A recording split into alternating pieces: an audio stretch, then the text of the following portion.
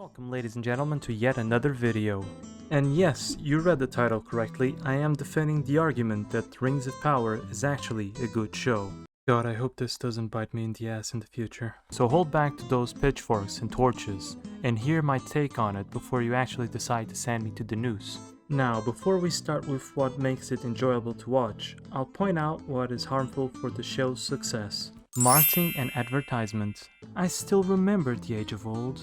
What seems nowadays a fever dream of a madman, when shows and movies and games were advertised without giving you the sudden urge of rolling your eyes in justified annoyance. The earliest contact I remember with such a thing was with Force Awakens. You know the one.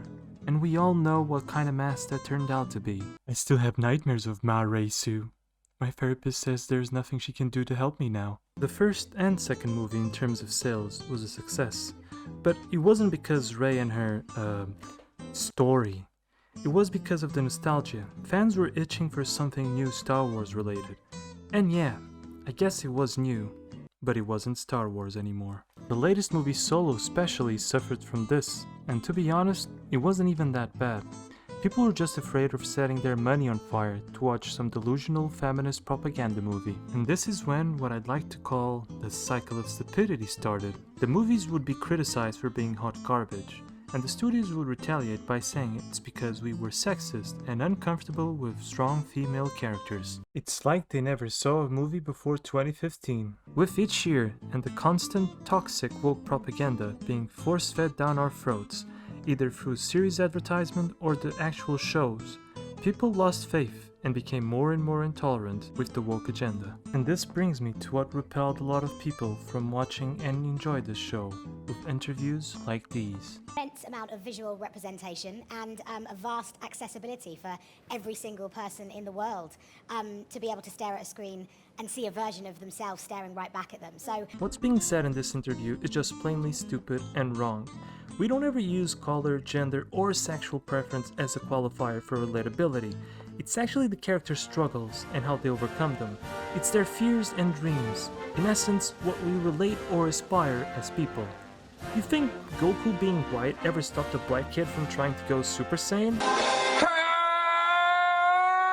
Let's be real here, we all tried it. And the already tired masses saw this as a warning, especially the Tolkien fans, fearing that the show would ruin and insult Tolkien's work, leading to a massive negative review, which I am willing to bet a great deal haven't even watched the show, with the effort of simply boycotting it. Elves representation. Remember elves? When they looked like this, and this? They just had this thing about them where they didn't look like fuckboys about to kickstart their TikTok careers. I mean, how does he hold his hair in place like that? Are you telling me that elves in this universe use hair product? Anyways, these are the only things that really pet my peeves on this show. Now, with the good. Photography and scenery. One thing I think most can agree is how beautiful this show looks. And if you disagree, you probably suffer from acute denial and should have a doctor check on you. We get to see the sprawling elven forests. We get to see the divine lands of Valinor. We get to see Numenor and Khazad-dûm, the city of dwarves. And it's so freaking amazing that I can't handle. It's such awesomeness. It's too much. If you disagree, you're a doo-doo head. These places were created with such attention for detail, with such passion, that at least for me it seems like a great tribute to Tolkien's work.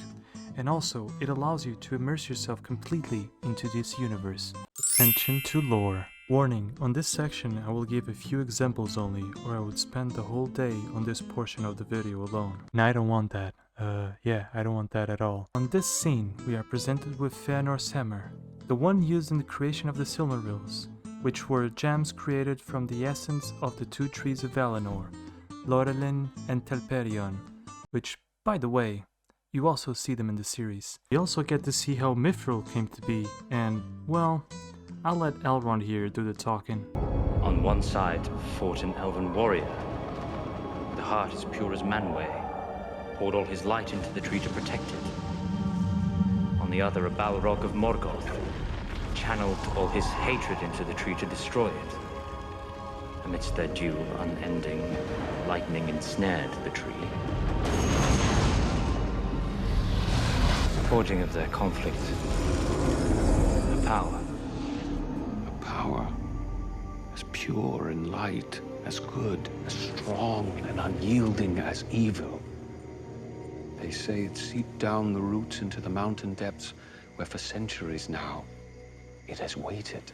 Besides these two amazing details, we get to see the mention of the dwarves singing to the mountain in order to know where to find precious ore, and many more lore detailing.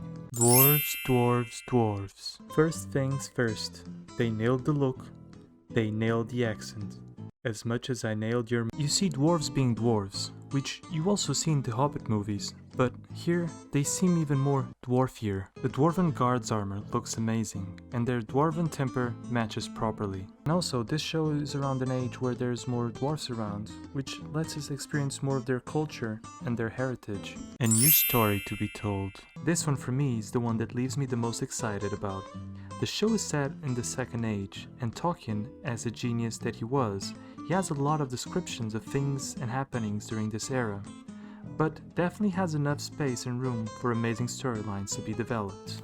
We don't know 100% what to expect, and leave space for surprise and wonder, and if whatever comes is treated with respect for the author, then I'm all in. I think I understand why people are on the defensive against watching or praising the show. But if we can't be impartial and consistent on how we express our opinions, then when we have valid criticism, you won't be taken seriously, because it will be truly seem like people just hate the show just because it has some diversity hires, when honestly, they actually seem to be doing a great job with their characters. But at the end of the day, this is just a TV show, and this is just my opinion. Does it even matter? Thank you very much for watching. Bye bye now.